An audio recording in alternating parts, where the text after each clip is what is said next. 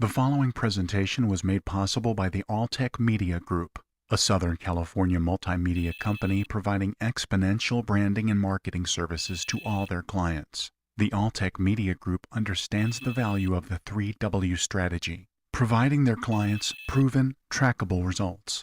Let us make it easy for you to grow your business. Visit alltechmedia.com.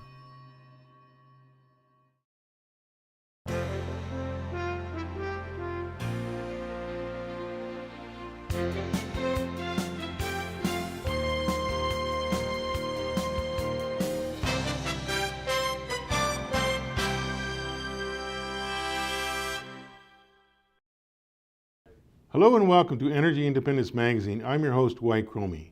We recently attended the WRCOG Advancing the Choice Conference.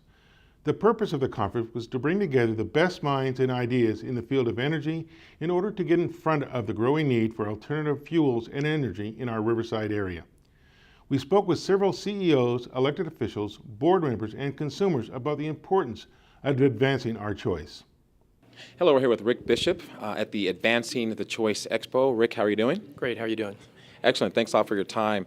And I know that the theme for this event is Advancing the Choice. Can you tell me what that really means? Well, what it really means is we're looking at the future here in Western Riverside County. This is an area that's going to grow by 800,000 people over the course of the next few decades. And so our executive committee at WRCOG has identified a real strong need for us to be looking holistically at public health and energy and transportation all together, all holistically, and develop approaches for implementing programs that are going to increase our economic vitality, particularly as it pertains to public health. And so the Advancing the Choice event is a way for us to sort of set this in motion, to make constituents, elected officials, people in Western Riverside County aware that in order for Western Riverside County to be a real player on a world stage in the future, that it's important that we create healthy communities. And the Advancing a Choice event is one way of doing that by highlighting the different kinds of alternative fuels and alternative fuel infrastructure that's going to be needed in place to serve our growing population. Hello, we're here with Dr. Ron Loveridge, former mayor of Riverside. And I wanted to start off by talking about the theme of this year's event, Advancing the Choice. What does that really mean?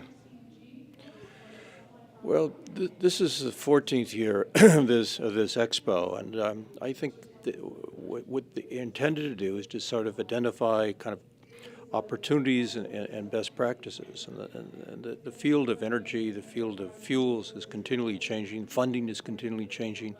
There are a lot of choices, and so this is an effort to try to listen to the best of information and try to advance the individual choices, particularly cities, are going to make in this region.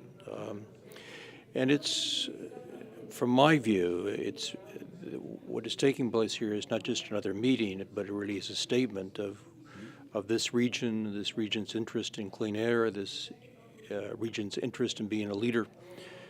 Just read a survey, people who do survey of electric cars. They identified 5 places in the country where they expect significant electric sales, and 4 of them are in California. 1 is New York City, but we're one of the 5 places they're looking to in the country that's going to be a major place where electric vehicles or electric power is used. Hi, I'm Jamar Brown, and I wanted to welcome Ben Benoit to the program. Ben, how are you doing today? Very good. And Ben, I know that you are here for a couple of reasons. Number one, as a consumer, but also in your current role. Can you tell me what are some things about the conference that has really excited you? One thing that excited me a lot at the last panel is there's so many choices out there, so many different avenues of people to be able to go down and make a decision, not only to be green, but also be green in their pocketbook.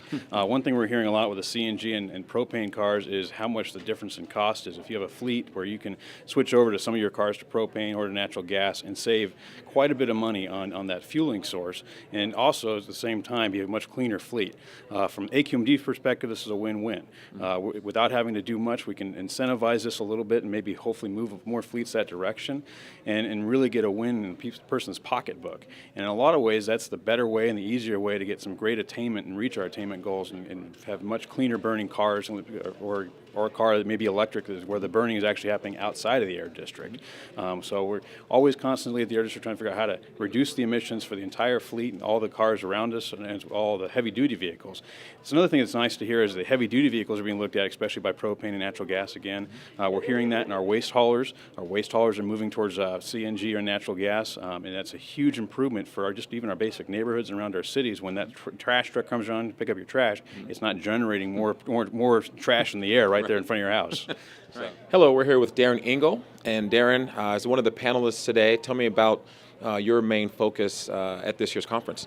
Well, I represent the propane auto gas industry, and one of the things that most people don't know about propane auto gas, it is the most widely used alternative fuel in the world. About 18 million vehicles worldwide run on propane auto gas, and so there's countries like Turkey and Poland that you have about 3 million vehicles each that run on them. But here in the United States, we only have 142,000 vehicles that run on propane auto gas. It's probably one of the best kept secrets because when it comes to the economics for a fleet play, we can reduce the fuel costs over conventional gasoline and diesel by about 50%.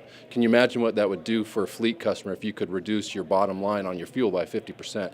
So not only is it a green alternative fuel, but it allows us to make economic sense and have an economic impact to a company or a fleet.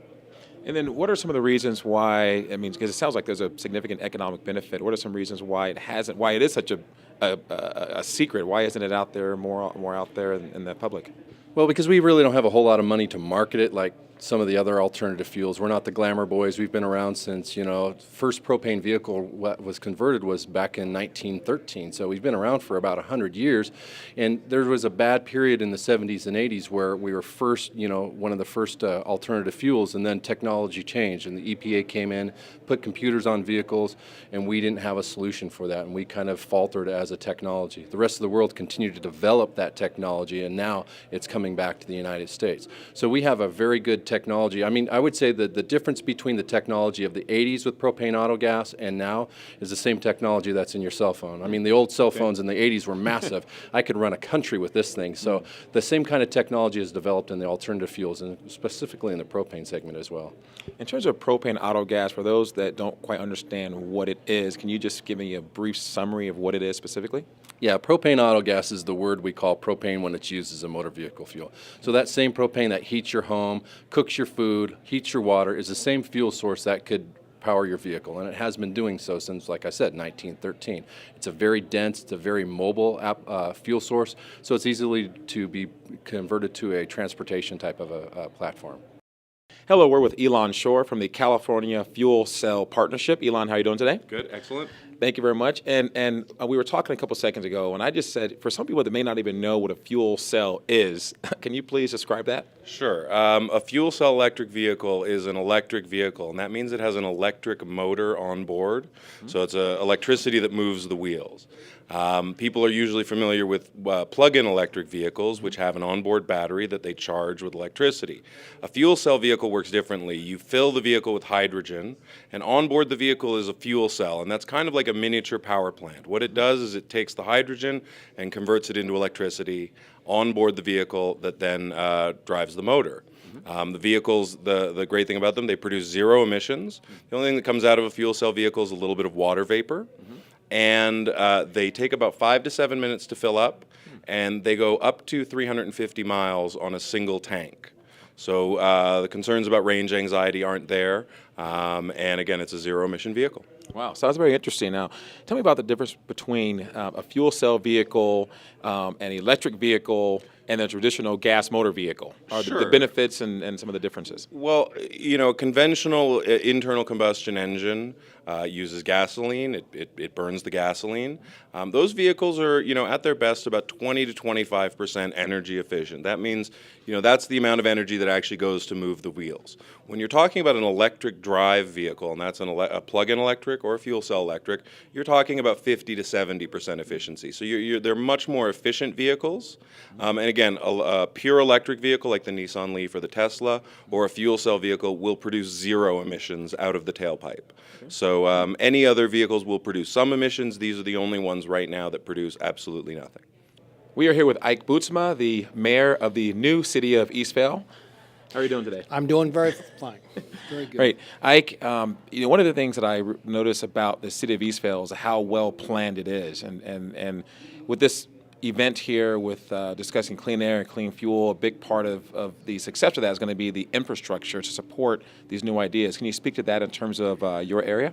Well, actually, we're just getting started. We do our strategic plan, and we're developing the different ways that we can make the city available for all the citizens of the Eastvale. Okay. Like looking at plug-in opportunities, setting up charging stations. Mm-hmm. I'm on the RTA board. RTA board is completely CNG. So, it's trying to clean up the air because the city of Eastvale or our area has trouble with, pollution in the air and everything like that. And I've lived there since 1974, and I've seen what just the progress that's been made before we became a city to reduce the levels of pollution in Eastvale. And what are some of the key programs or things that the coalition does to help attain that goal? Well, some of our major programs are we look for funding from the California Energy Commission, from the Department of Energy, writing grants to help our jurisdictions pay for infrastructure, alternative fuel infrastructure, and to purchase alternative fuel vehicles, on-road and off-road as well. Because a lot of our fleets, they also use off-road vehicles as well. And it sounds like, that goal requires a partnership between businesses, the community, government. Can you speak in terms of how those different organizations and individuals can work together to help your organization achieve its goal? Well, with the coalition, especially this year, we're starting to diversify, and because greenhouse gas emission reduction is so important in every area, not just fuels, healthy communities, public health.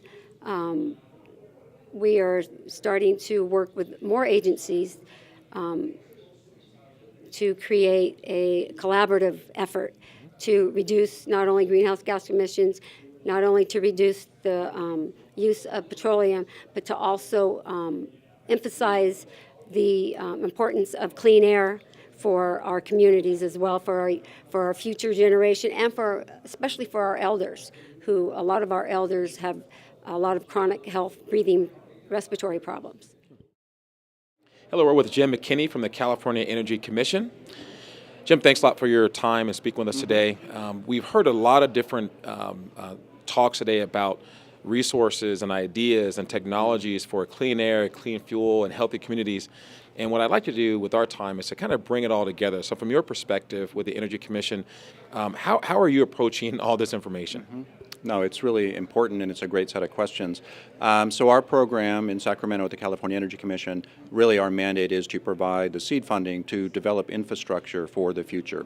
So the vehicles of the future, the trucks of the future, the fuels of the future. So that can be E85 stations, it can be biodiesel, it can be electricity at a truck hub or in the residence of a person, and it can be natural gas. So it's really the main fuel types we have now, and then hydrogen is coming in the next few years. So again, there's a residential component, there's kind of an urban component in the commercial districts, then there's an industrial component with the different truck fleets. We have a very special guest with us right now, Karen Spiegel. Karen, how are you doing today? I'm doing well, thank you. Good. Thanks a lot for coming out to the conference and taking some time to speak with us today. One of the things I wanted to talk with you about, since you're involved in the community in so many different areas, in terms of this conference, tell me what's the significance of the information that's being shared today? Well, the conference is directed not only at elected officials, but also our staff and people that make decisions.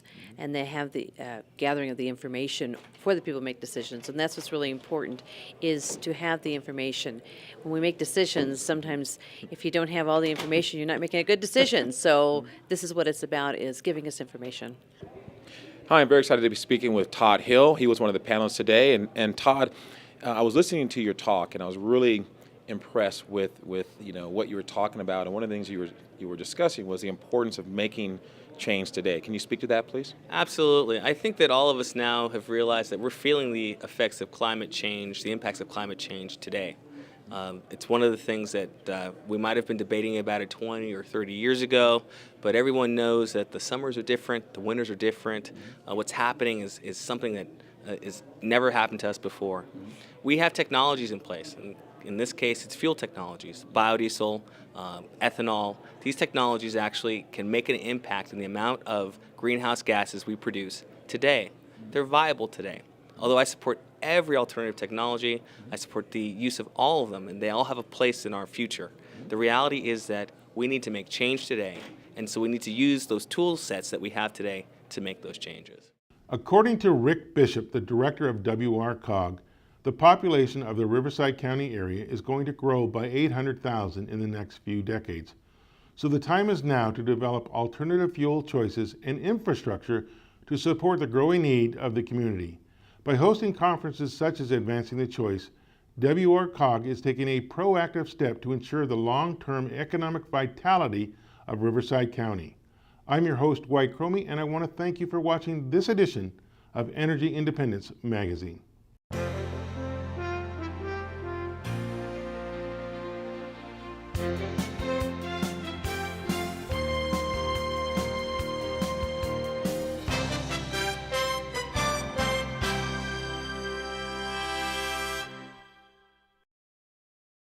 The following presentation was made possible by the Alltech Media Group, a Southern California multimedia company providing exponential branding and marketing services to all their clients. The Alltech Media Group understands the value of the 3W strategy, providing their clients proven, trackable results. Let us make it easy for you to grow your business. Visit alltechmedia.com.